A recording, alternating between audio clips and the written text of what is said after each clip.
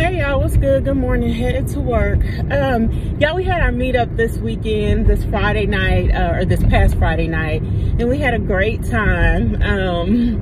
One of our people that's always late was on time this time, and by on time I mean she was like 20 minutes late, which for her is wonderful because usually she's about 2 hours late.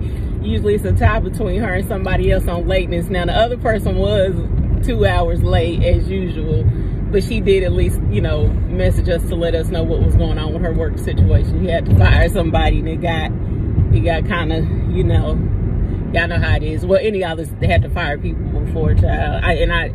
I've told you guys before, I don't like managing people. I've had to do it, but it's not my cup of tea. I can manage tasks well. I'm more of a task-oriented person, believe it or not.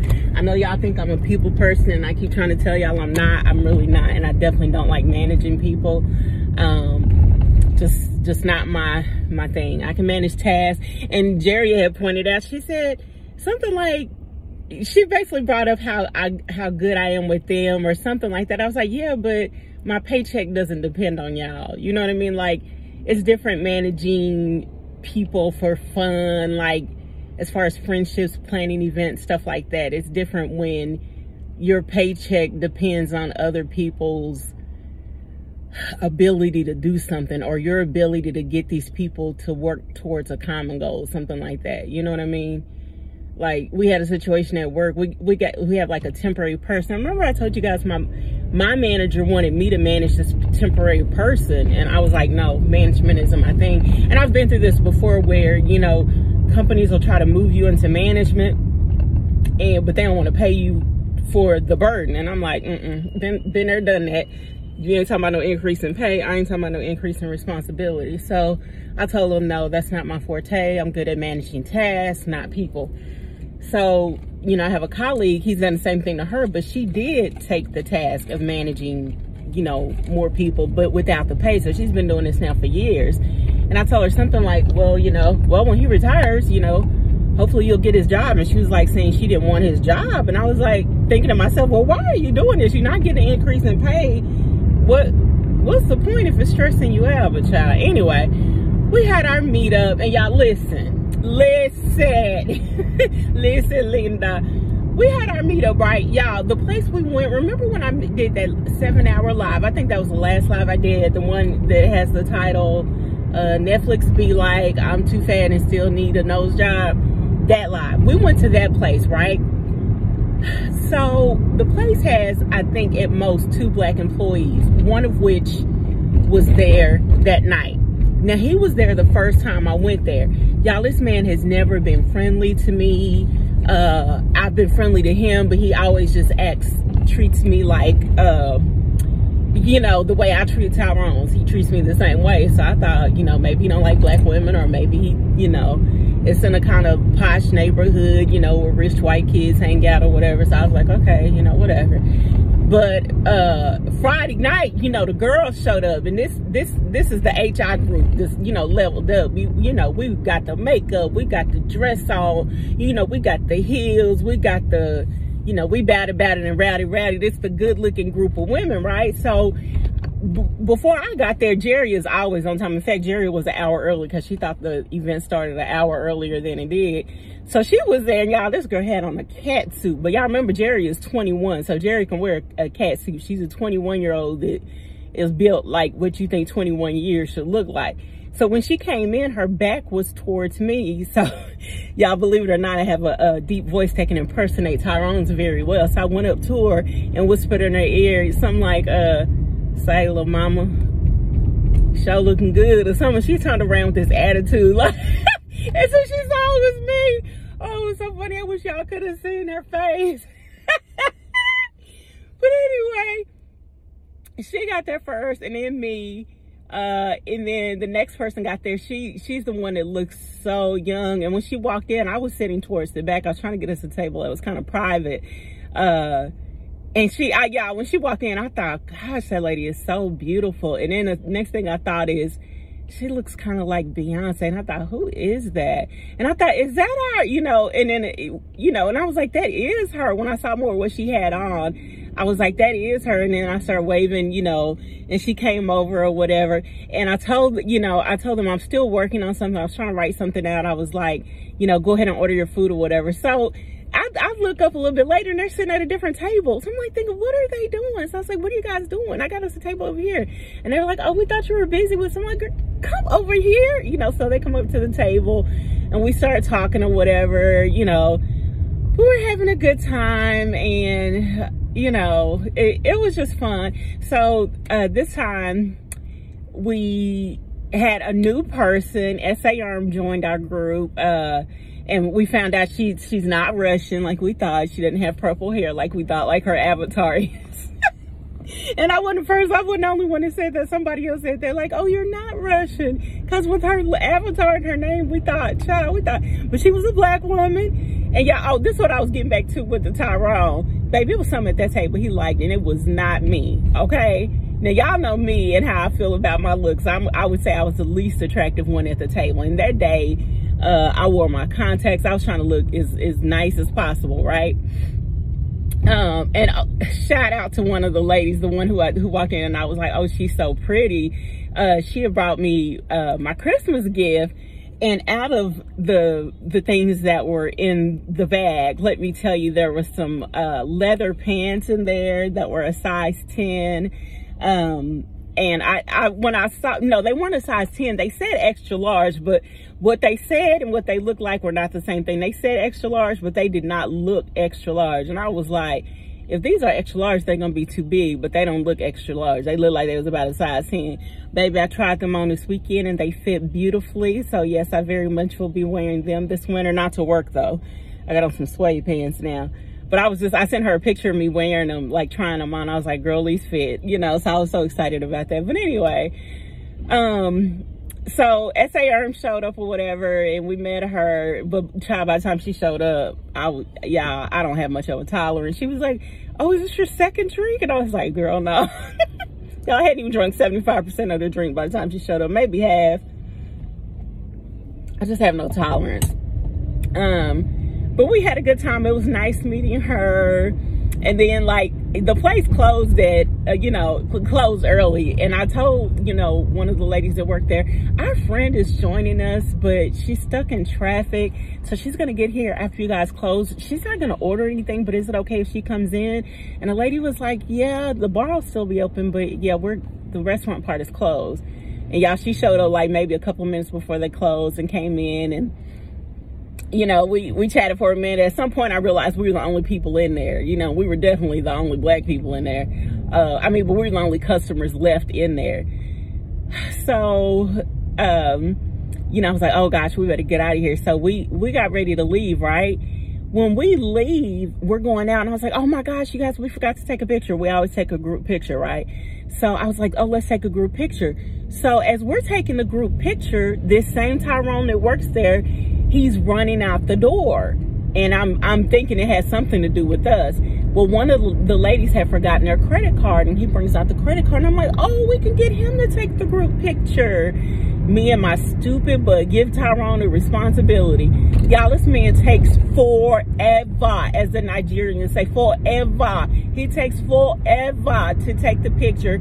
So I'm thinking we about to get some shots. He takes some portrait, even though somebody else said landscape. I don't think he knows the difference. So after he gets through, I said, can you take him the other way? Can you turn the camera the other way? To take him that way. So he takes them with somebody's iPhone, and typically I hand my phone over too, so I can make sure the pictures, I got pictures. But S.A. Erm has her phone out. My arms are full, so from my gifts. So I was like, she sent the pictures, but y'all remember I'm still a little bit either my mind ain't right. Oh, you know what it is too? I had on contacts. And so I've noticed, well, I've been on this, so I see better when I'm wearing glasses. Even though contacts are closer to your eyeball, the nuance with my glasses, I can take my glasses off and see stuff up close. I'm nearsighted. And they say I'm supposed to wear bifocals, but I've bought bifocals before and I didn't like them. I never did adjust, my eyes never did adjust to that whole thing. I don't like them at all. So when I got the pictures, it looked like it was just one picture that he took, and it was not good. Like one of the ladies, the glare totally obliterated her face. You couldn't see her face at all. And then he took it so far back. He got all of our bodies, but, you know, I wanted our faces captured too. Like, to me, there should have been, you know, a bigger, you know, more poses, you know, more points of view. He just took a whole bunch of pictures of us that were all basically the same. But when I saw the pictures, I didn't know it was more than one. I just thought it was one picture. So I sent a message to him like, I can't believe out of all that time he only got one picture. And I was like, that's what I get for letting Tyrone do something. Like, oh, we should have known better. And y'all, whenever we meet, we always take like great pictures. And I just can't believe I did that. And then it's like, of course, by the time we realized how, you know, the pictures weren't good, we were all gone. You know, everybody had dispersed. So it's like, next time I know, child, just say, usually we just take selfies, or if we don't take selfies, well, we'll take selfies, but we'll also find a black woman and take our pictures. And of course, they do us right, because they know how it is. When you ask somebody to take your picture, you want a good picture. Y'all, he took all that time, and I told him, I said, he must have been lusting after one of y'all, because first of all, he ain't never that attentive to me, y'all. He came over, he was trying to take, let me get y'all dirty dishes, y'all want some to-go containers, y'all need anything, just obsequious. He ain't never been that attentive to me. That man acts like I don't even exist when I go in there.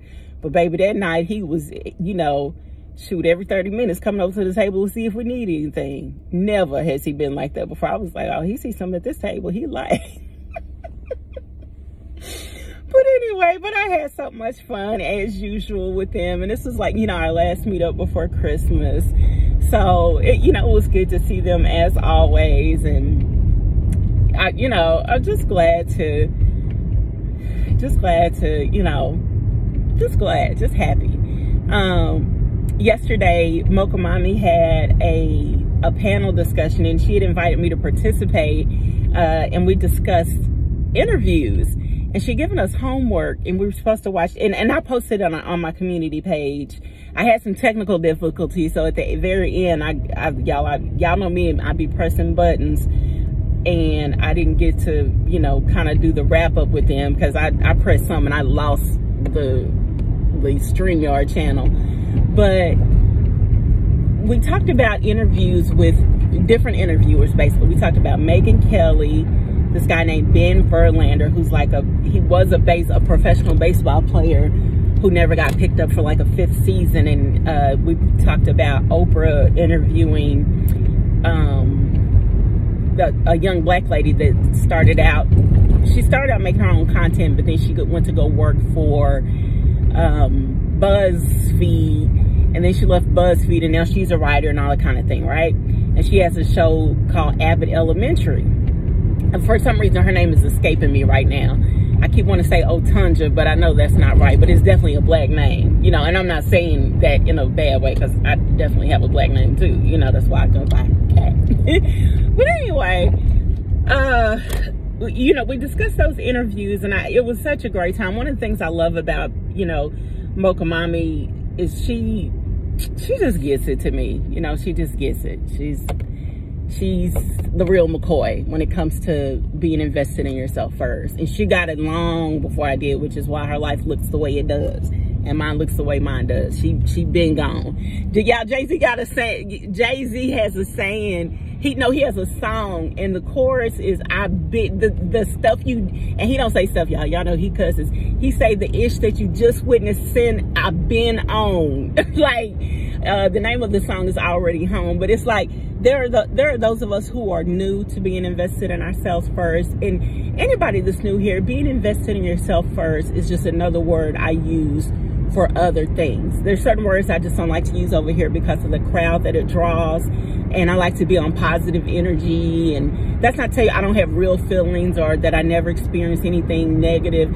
I do, but I don't like to dwell on it. You know, I've had very negative things happen in my life, but I don't like to dwell on them, and I certainly don't like to identify myself by those things. It's, you know, those are things that happen that by the grace of God I've dealt with, and I move on. You know, I don't dwell on them. So that's why, you know, I don't even like to use certain words over here. But, you know, she's been married to her non-black man for decades, you know.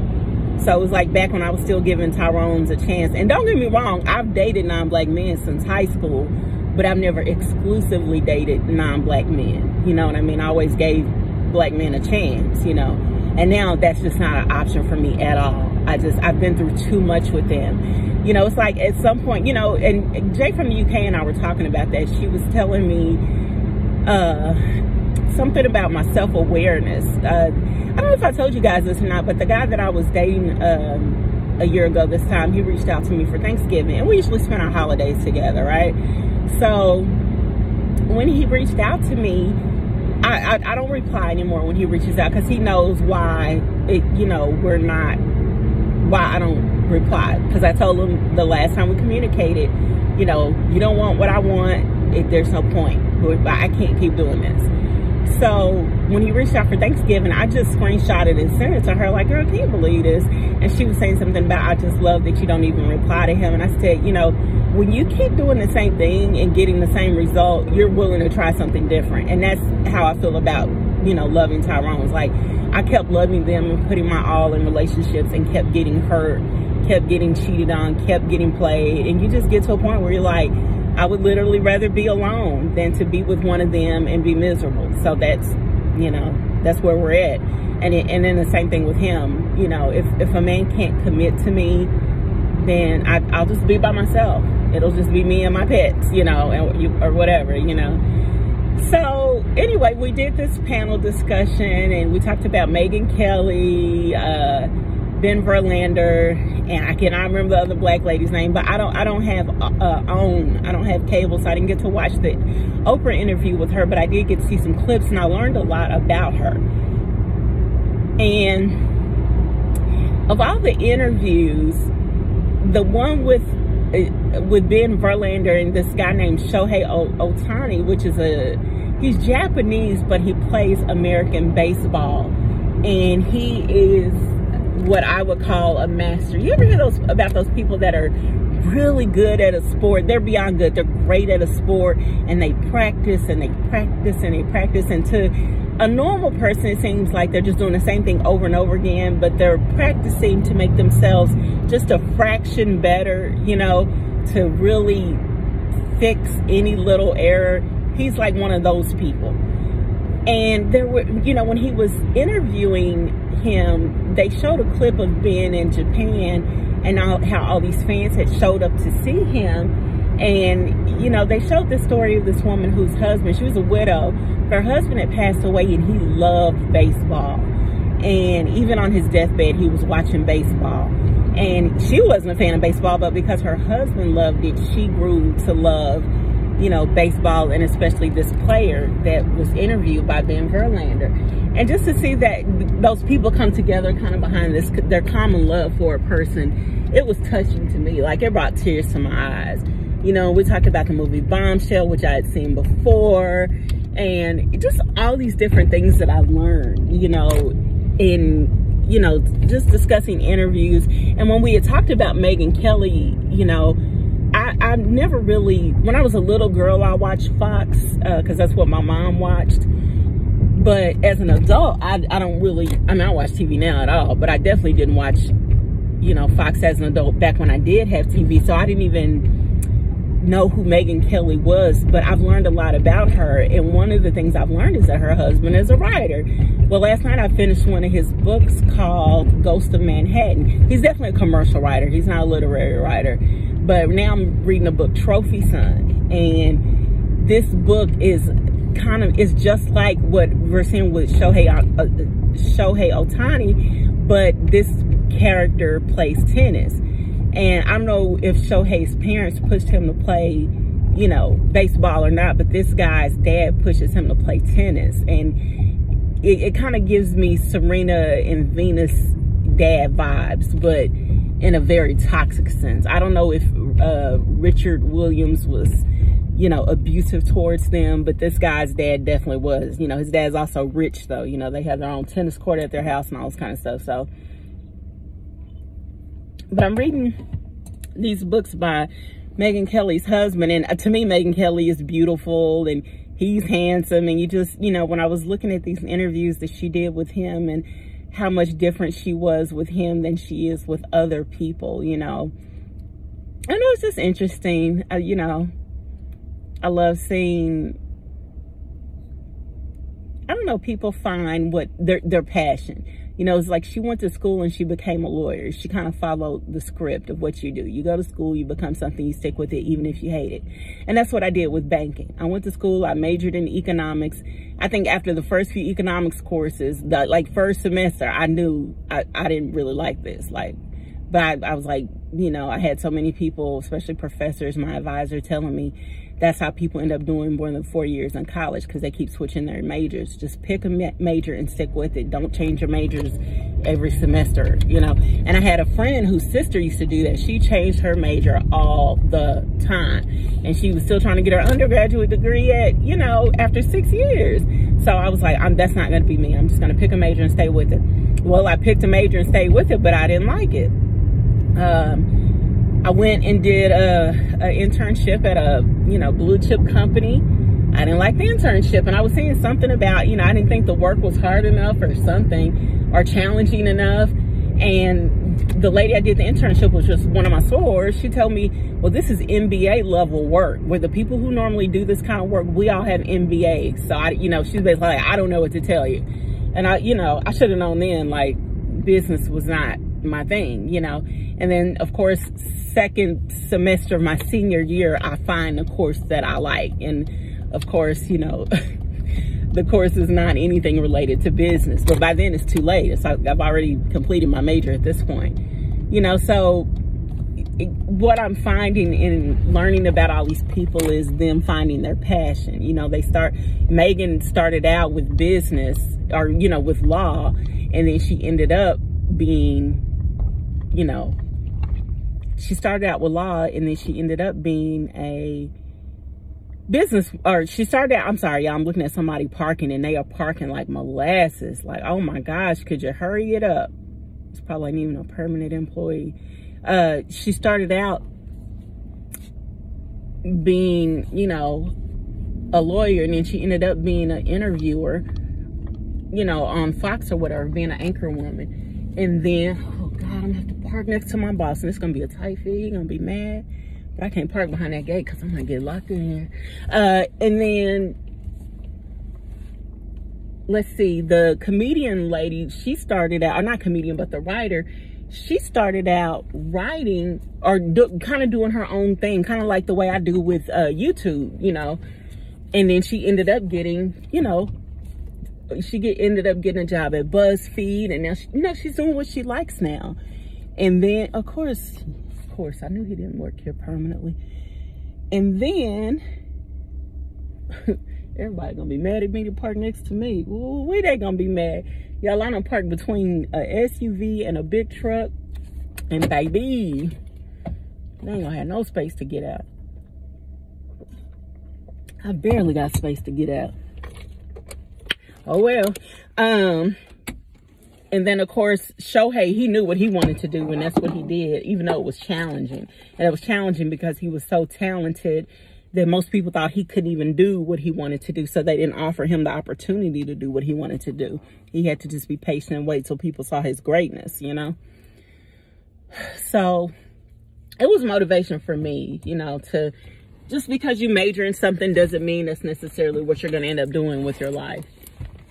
And y'all, I have lost literally my earbuds and my AirPods. Like, I can't find any of them. And I do believe that my AirPods are somewhere in my house, but where, I do not know. So I'll be listening to Scribd all day again. Y'all know I can't afford no AirPods. My ex-boyfriend bought those for me. So if I have lost them, and I've lost the little ear thingies, child. And he's back in the country and haven't called me, so I guess he's busy with his family, child. Anyway, y'all, I'm at the office. I will holler at y'all later. Y'all be easy, like, share, subscribe. Go in and listen to the video that I shared with you guys on the community page that we did with Mocha Mommy and have fun. I wish y'all could see me. If you could see me now, baby. Oh, I wish y'all could see me. Y'all ever feel like you just look good and you be wanting people to see you? I got to be seen. I'm like, oh, girl, yes. And y'all, I'm telling y'all, I really probably just look like a librarian. I'm a nerd, y'all. Bye.